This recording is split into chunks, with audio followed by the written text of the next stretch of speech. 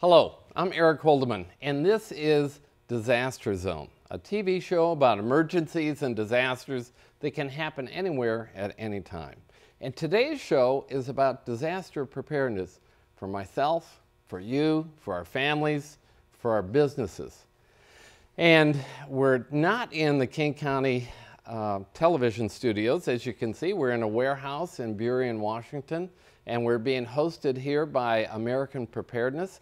And to my left is Jeff Getty, President of American Preparedness, and thanks for having us in your facility today. Welcome Jeff. to our facility. This is where we produce the emergency preparedness kits. We wanted to give you a real feel where we start when we're in the process of getting these put together and sent out all over the country. Okay, and how long have you been in the kit business? A long time, 32 years. Okay, so of anybody, I mean, you're kind of an apostle of preparedness out there preaching. This is what you need to get prepared for disasters. So I can't think of a better expert than yourself to be on the show and talk about that. Well, in the field of preparedness kits, we've worked years with the American Red Cross and other disaster organizations. The products we have come from the result of that interchange, working with their disaster folks and their specialists. So all of these kits meet a particular need in the community or for the individual or for the corporation. And, you know, for our folks at home, we're going to be doing a two-part to this show today.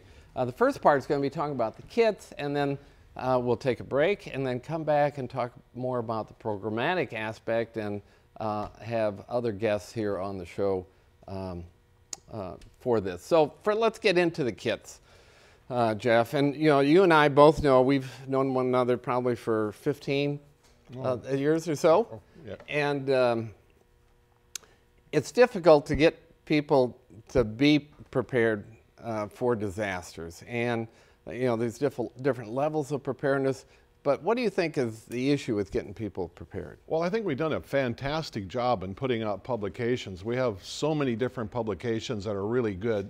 Washington State, Yep. you've got their Emergency Response Magazine, which is excellent. You have FEMA's Individual Preparedness Magazine. These are all great tools in getting people the information about being prepared. But I think where we've fallen down is we haven't put the trailer on there. And what's the trailer? You're telling people to have a plan, have a kit, get involved in the community. Well, we haven't given them the access to the kit. The distribution of the literature is important, but also the distribution of the kits is as important. Okay. And that's where I think we've fallen down. And, you know, there's lots of information. This is a ready.gov publication from the Department of Homeland Security and Federal Emergency Management Agency. FEMA. I have to say we're acronym free, so we have to watch we don't use acronyms. But, you know, on this particular one, they have a checklist of different items you should have in a kit. And I certainly advocate, you know, do that planning first for your individual situation. You might have pets, you might have kids with certain needs, you know, bee sting kit. Right. You might need things in your kit that aren't found in a normal kit. You can put it together yourself, but a lot of people find it convenient to just buy a kit that's been put together for them. Yeah, I think we all tend to procrastinate, and without any guidelines or guidelines that are so broad, if you look at some of these magazines and publications and what they want in a kit, my goodness, you could fill a pickup truck. It needs to be tailored down to an individual minimum needs for 72 hours. And that's what we've done. Over the years working with the disaster specialist, we've managed to come up with the minimum requirements to get by for 3 days or 7 days or 10 days. Okay, and there's different levels. We're kind of surrounded by kits in front of us and behind us there. Why don't we start out with something really pretty basic? I mean, if someone wants to just kind of, I call it dip their toes in the water of having a kit, where would we start? Well, we'd start with this cooler bag in front of us. That is a one-person basic essentials kit. All right. Comes in an insulated bag, which you can carry water in. You can also keep other things cool. Some people have diabetic issues. That's a temporary, you know, carrying case for their medication. But you can also put other medication, thyroid, whatever you happen to have to take. There's enough room in it for smaller items like that. But it gives you the basic essentials. Like you mentioned earlier, maybe a family has a special child need. They may want to get a little bigger bag if they have to put a blanket in there or something. but this will cover an individual for 72 hours with the basic needs. Okay, and you know, where I work, in our office environment, I worked with you to get 10 of these for the staff at our office, and we put those under our desks at work so that when you are at work, you have a disaster, you could end up being trapped. I mean, if there's an earthquake, certainly for the West Coast, it's drop, cover, and hold. Get under your desk, under your table, workstation, what have you, and then your kit's right there with you. Does that have a whistle in it? Yes, it does. Okay. I mean, so rescue type of things and what have you. And when we talk about water, that has water in it, right? Yes, it has the minimum requirements for 3 days. And tell us a little bit about these types of packets of water that are in there. Well, our kits have a minimum shelf life of 5 years. However, we do suggest that you check the batteries. As you can see, we put whistles, batteries, and other items, incinerators in the kit. We recommend you check the batteries every year, possibly the light sticks, because they tend to disappear if you have children. But the kit is designed for 5 years. The water is Datrix water. It's U.S. Coast Guard approved for a minimum of 5 years, especially sealed and packaged. And it actually stays quite cool, that water, even in really warm temperature. It's amazing. I don't know, the packaging has something to do with it. But that's the minimum water for 3 days. And then the matching food comes in the form of a MRE, I hate to say it, but it's temporary food packaging. But this is actually for 5 years. But it reminds me of military food, yeah. Right. I was going to get to that. That really looks delicious there. Hey, well, I'll tell you something. It passed the squirrel test. The squirrels in my backyard like it, so it's got to be good. And, but it provides the calories and energy you need. Yes. Well, the military thinks enough of it to put it on its ships and on its aircraft. Okay. Very good. So that's kind of the minimum piece that we've got. Yes. If you want to step up from that, what types of? Well, the next kit we made was for the Red Cross back in the late 80s, early 90s, and it was a first responder kit. This one here? Okay. And this kit is essentially for people that turn out to disasters or people who are in charge of, say, a floor warden, somebody like that needs extra product in that kit. For instance, there's an AM/FM water resistant radio in there, leather palm gloves and other items that they might tend to need. Yeah, for a light search and rescue. Yes. Something, move debris or get to someone. Yeah. Okay. Well, I notice all of these kits have some form of strap or sling on it. Why is that? Well, this one has this is a one to be worn around your waist, so if you are like a floor warden or you're a first responder, your hands are free to help others. That's the reason we have that fanny pack. It's also used by other government agencies, Border Patrol and law enforcement.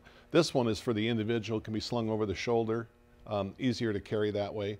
We also have first responders for people who like the same contents but like a different packaging. And this that would be the same kit but in a different packaging. Okay. You've got a sling, white, yeah, it's easier to carry. A lot of people find that's too much weight on their hips, and this vehicle, we put it in that bag, has wide straps. Yeah. Much easier for the average person to carry the weight. Right. And so, and we're going to get into this a little bit more about the family aspect of it, but for carrying in your car, and tell folks, one of the things I find is a lot of emergency managers actually are not that well prepared. And I'm sure you've found that true to be also. We've gotten in trouble having contests to see who would win a 4-person backpack if they could bring their emergency kit up to the dais, and we've had few takers. So we don't do that anymore because we don't want to trap people. So sometimes the cobbler's children have no shoes. Yes. So, but in your car, what should you have? We should have a minimum of a 1-person 3-day kit for each person, okay? But there are extra items you can have. Blanket. We also recommend, because you can't possibly, the average person can't possibly carry the recommended water that some agencies put out there, like 2 gallons per person per day. 3 days worth is almost 50 pounds of water. Pretty tough for the average person to carry. So we advocate getting a water purification system that's inexpensive, simple to use. This will give you 100 to 150 gallons of water. And how much? When you say inexpensive, how much something like that cost? Around the $30 range. Okay. So adding this to your kit is not a major expense, but it gives you an incredible window of being able to survive whatever is happening. And this will filter most waters in the United States effectively. Okay. And since we're talking about cars and being prepared, tell us what's in your Suburban that you haul around with you. Well, I've been in this a long time and perhaps I've went overboard, but I have about 6 tubs of equipment, including axe, pry bar, and many other items, floor jack. And so you really do live the preparedness message, I think. It seems like there's always one more thing I can add to my my list of preparedness items, but I have those in there because over the years I've learned that many people don't have anything. So if I'm in a disaster, I will have the opportunity, I hope, to be able to help other people by having the extra supplies. Yeah, no, I've ridden with you before, whatever, going to different functions. I know you have a whistle on your keychain and a little light. We recommend that everybody has this on their steering column. You have a high decibel whistle if you're trapped. Yeah. You have a nice and high intensity light. You have a seat belt cutter and a window breaker. You just press this against the window and shatters the window. That little $30 item could save your life if you're trapped in your vehicle. And it's the little things, according to the surveys I've read, it's the little things that people do mentally to be prepared that elevates them into the survival category over the average person. Yeah, and actually, you know, on next time you're on a plane, folks, listen to the announcements, you know, from the flight crew there talking about emergency procedures, putting on things. They found the people who pay attention to that before every flight have a much higher survivability rate, just what you're saying. So we have these other this big kit. We got like 2 minutes left for this segment. How about talking about that, reach over there, that big red one there. This is our family or crew 4-person. This has other items you wouldn't normally have in a smaller kit. This has a pry bar for opening doors and windows. It has a tarp, set up shelters. It has rope. It has many other items you wouldn't have in a smaller bag. And it's also for 4 people for 3 days. Okay. And we put items in there so that parents also can have something for their kids. For instance, when there's a disaster, kids tend to get upset. We put cards in there, some coloring books, things that the parents can give them so they're occupied. The parents can figure out how we're going to get out of this mess. Okay, very good. And, you know, there's a black bag that we have here on the table and kind of behind you. Is that the same type of kit, just more stylish or what? Oh, the rolling cart? Like black bag? Yes, the rolling cart. We found that the backpack, it seems to be a little easier for bigger people to carry, but for people of slighter frame, the rolling backpack seems to work better. They can roll it behind them if the streets and roads permit. If they want to, they can adjust it and wear it as a backpack. And we can also put more supplies in it. That's a 2-person 7-day. We also have a 4-person 7-day. Okay. That bag likes you. It keeps wanting to come towards you. Well, absolutely magnetic. Maybe it'll follow me home. So anyway, that actually is the first half of the program, folks. And what we're going to do is take a short break and listen to this preparedness message that you're going to hear. And then we'll be right back with the second half of our show, talking about more of the programs for disaster preparedness here in the Puget Sound region and Washington State. So don't go away, and we'll be right back. As a mom, it's your job to prepare for this. Your children rely on you for safety and health. It's not a matter of if, it's a matter of when, and you need to be prepared. For more information on catastrophe preparedness, go to makeitthrough.org.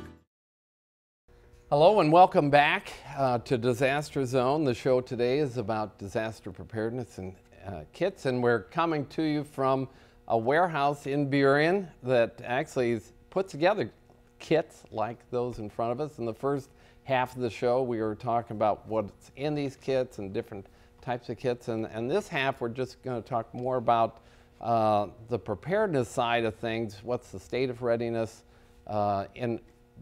nationally and in our own community. And then we've added a guest here to my right, Walter Liang, a 30-year Red Cross volunteer and former member of the American Red Cross Board of Governors. So thank you, Walter, for joining us. Well, thank you for inviting me, Eric. Yeah, and we've known one another for a long time, and I remember the first time I met you, you handed off that Red Cross card, and you still got it, volunteering and preaching the good things that the Red Cross does. So thank you for that 30 years of volunteering. Wow, thank you. For the Red Cross. So let's get into just the current status. I know you've looked at this, Jeff, on your end about how much money's been spent following 9/11. There's a big push for disaster preparedness following that. The whole ready.gov movement started in that. But tell us a little bit how much money's been spent, how we've moved the preparedness needle. Well, I think it's common knowledge what Homeland Security's budget is, and of course they have a lot of responsibilities, borders and everything. But every city, county, state has got an emergency preparedness office. Corporations, most corporations do. I think what's happening, and the reason we're still preaching the message, is because we haven't tied the message with what we want the public to have. We are that organization that's trying to provide that second part. We do that by working with the Red Cross, Costco, Washington State Nurses, many, many others, and trying to get the products out to those first responders who need them or the general public. And I think we'll have a greater success in moving that needle in preparedness forward when there's more unity in putting the front end together with the back end. And that's why we have you here today. Our distribution center is to show you what we do and some of the organizations we work with to get these kits out into the hands of the community. Right. And Walter, as a volunteer for the Red Cross, I'm sure you've seen this need out there. And when you think about the face of disasters, the Red Cross is always there in the response piece. Any thoughts on that as far as Red Cross role in disasters before and then also really during too? The Red Cross is here to help all people in times of disaster. And what I would suggest that people be prepared for disasters. And I would recommend that they have at least 3 days supply of water, 1 gallon per person per day, 3 days of food, the meals ready to eat type foods, or the easy prepared type food. 7 days of medication. Make sure that you bring all your medication, a battery powered radio, or else a crank radio that has NOAA weather. Yeah, so you're not dependent on electricity. Right. Yeah. And then you always want to make sure that you have extra batteries on that. And a first aid kit in case you walk over glass or on a nail or something. And also a cell phone with the charger. And then also many cell phones may not work during a time of a disaster, so you probably need an alternate source of communications, such as a walkie-talkie on that. And contact information to inform people, the emergency personnel people, of who they should contact. Yeah, you're out of area contact. Right, right. Yeah. And in your vehicles, I would recommend that your car is filled with gas, at least a quarter tank or maybe even a full tank, and extra cash because your ATM machines will be out of operation, and a blanket to keep you warm, and flashlights with extra batteries. So those are some of the minimum items that I would suggest that people be prepared with. Okay. And the other thing I add to that car kit, I always tell people, you can buy these kits, but guess what? They don't come with your shoes, something that fits you, that's a good walking shoe, because you might have to abandon your car and actually walk someplace. And Walter touched on a couple items we weren't able to cover earlier. One of them was this family radio, if you want to grab that and just talk briefly about, that's another item if you want to hold it up. Well, Walter, has hit on a very critical thing. In times of disasters, he knows as a Red Cross volunteer, a lot of times the cell phones are overwhelmed and the phone lines are down. People can't communicate. These are now getting so sophisticated that within 26 miles is a pretty common range. Really? It's a very inexpensive way to leave these either at home, have one in the office, one in the car, or one at the daycare center, so that if you know you have obligations, you're able to communicate with those people via this alternate source. Okay. And he's right about first aid. We have first aid products here on the table, and other items that he has mentioned, because yeah, people do need to look at a little bit beyond the kit, look at some of the other safety needs that they're going to have to address. Right. So let's talk about the connection between what you do and the American Red Cross. The Red Cross doesn't make these kits themselves. So how does American Preparedness come in to that linkage with the Red Cross? Well, we started here in Seattle. Actually, Seattle's the founding chapter of the American Red Cross for emergency preparedness kits. Prior to 1989, there were no emergency kits. We went to Seattle and started with the Seattle chapter, and the Seattle chapter did such a good job. Other chapters got involved, and in 2005, I believe, the National Red Cross put out a contract, which we won. We had to work with against 9 other organizations, but we received the contract based on our long history and quality product. But it started right here in Seattle. It's another Seattle first. Okay. Emergency preparedness started at King County Red Cross and moved across the nation. Okay. Well, that's part because of the good leadership down there. Okay.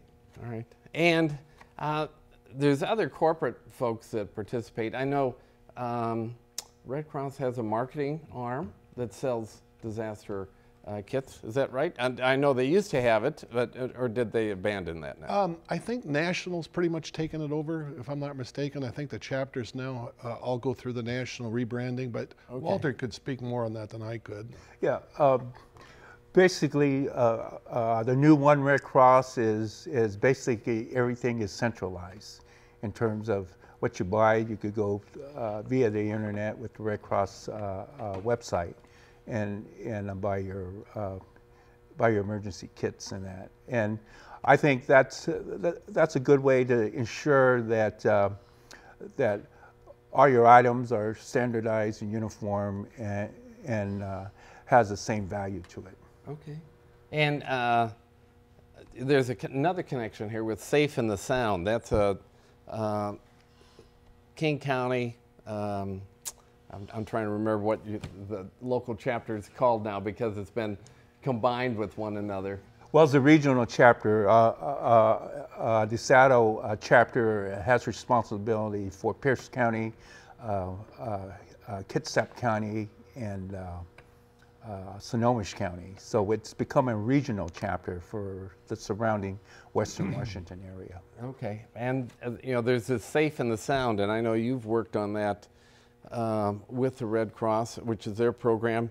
Safe and the Sound being safe in Puget Sound. So what's with that? Well, we're just a participant in it. It's actually a Red Cross program, and I believe, if I'm not mistaken, Puget Sound Energy is one of the main sponsors of it as well. But it's a program the Red Cross and corporations in this community have put together to try to reach out to the community to get them better prepared. Okay. And that's one of the, that's the kit there that, as far as I know, they're using. Okay. And how about as far as another big corporate sponsor or partner in all this is Puget Sound Energy. They weren't able to be here today to participate in the program, but how about talk about what they're doing now? Well, I can't speak on their behalf, but I can just tell you that they're a very, very interested partner in preparedness in the community, and that's why they're working with the Red Cross, and also that's the reason they purchase these kits for their own employees and for other needs. And there are other distributors. The main problem is having distribution through multiple channels so you can reach all of the people. And that's why we work with different distribution organizations, Costco, Washington State Nurses, the Red Cross, and others, so that we can cover all those needs. Have access out.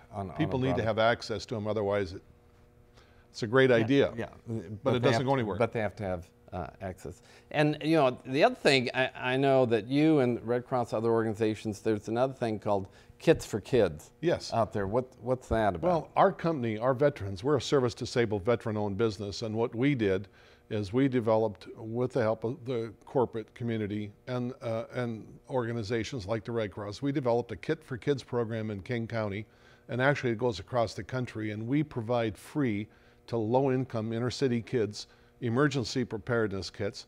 That's a major expense for, say, a single mom with 2 or 3 kids. So we try to get corporate sponsorship, we donate, and at certain events we pass these out free.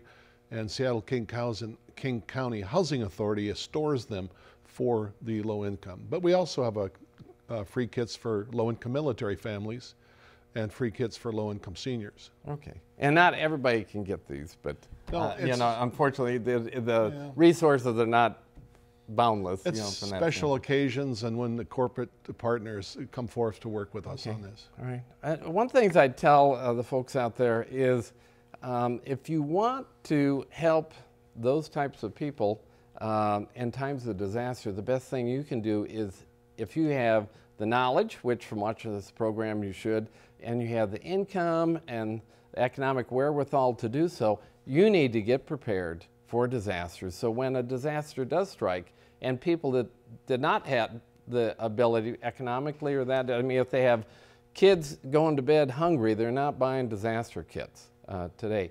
Then government can help those, but you won't be a burden if you personally become prepared for this. And what I want to thank you, Walter, for being on, and again, your years of service to the Red Cross. Well, thank you, Eric. And Jeff, also for you and what you do here in our community. And for you folks at home, you can put together your own kit. Walter kind of ran through the very basic items. You can go purchase a kit from any vendor, anywhere. I mean, just go on the internet and search for that. I know locally, Costco carries kits like this that you can go purchase. You can go to the Red Cross. I suppose it's redcross.org to find kits, and you can go to AmericanPreparedness.com, Jeff's company, and look to see what type of kits are out there. On what you said, I hope people understand that this is an item you can have for your personal health and survival insurance, and they should look at it as for their personal health and survival insurance. If you look at over a 5-year period, the life of the kit, it's very inexpensive insurance. Okay. And I'm going to let that be the last word there, Jeff. And for you people at home, remember that disasters do happen. They can happen at any time. And why not get prepared today? Thanks for watching, and tune in again soon. Bye-bye.